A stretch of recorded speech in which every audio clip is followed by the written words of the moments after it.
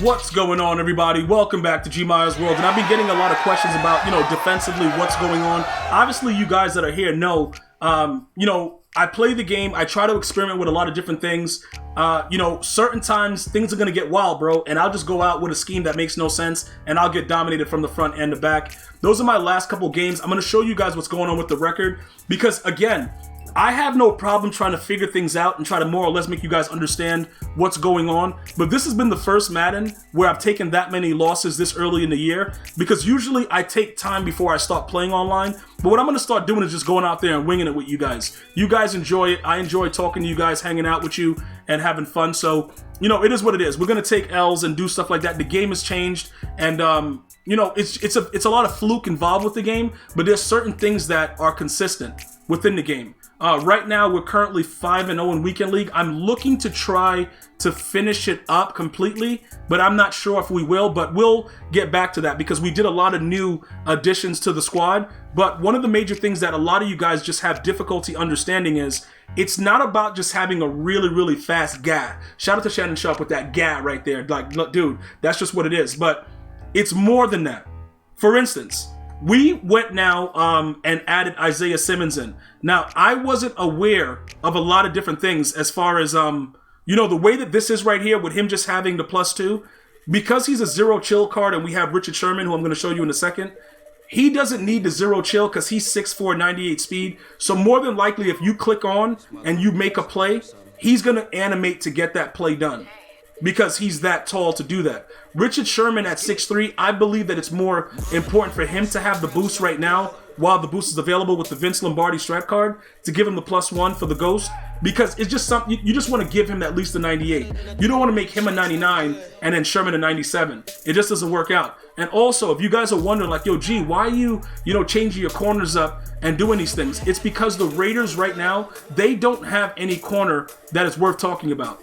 Their corners suck. They're not fast enough, and they get burnt deep for 6, and it's dirty and disgusting. So that's one corner, and this is the other corner. I'm going to go ahead and explain to you guys again. With the strat cards, right? He's getting that +3 because 2 of them are from strat cards. Because the DB strat cards that adds +2 to the cornerbacks, and then you get the +1 for all archetypes that are ghost.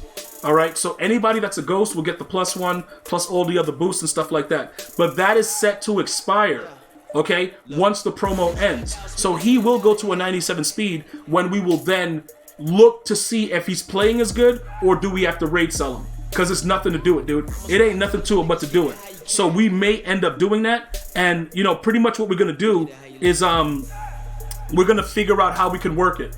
All right? And regardless of how it works, it is what it is, bro. If Richard Sherman sucks, he just sucks. And that's it.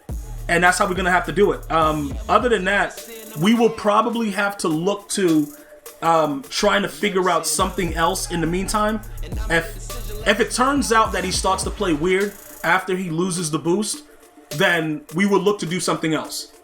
So don't really panic about it, because regardless, he's still going to be a ghost with a decent overall. So we will need to evaluate what they drop, because the next promo for the New Year's, they usually do a lot of different things. So we don't know what's coming out, but there's still openings for new cards to come out. And I know some of you guys don't want to spend the money now and you want to wait, and you're like, yo, the price may come down, And you may be right, but it all depends on what the next promo brings.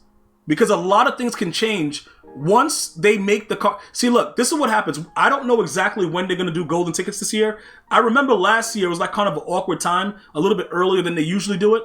One of the things I'll give them credit for, though, they've been giving us boosted cards a lot earlier so that we can enjoy it a lot longer.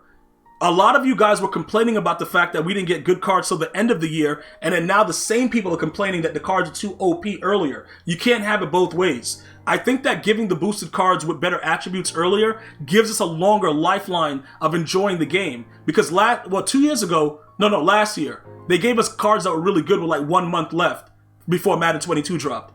That doesn't make any sense. So I think for the most part, the MUT team deserves credit for that, because they've given us cards that are decent and boosted. Remember when Jerry Rice came out and he was maxed out at 96 speed? And we're like, yo, Jerry Rice ain't never been that fast. But again, we had the opportunity to make him like that in the game.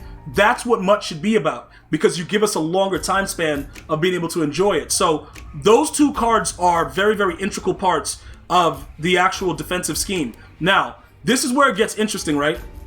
I took off unpredictable on Khalil Mack, and I added edge threat. And I added reach elite.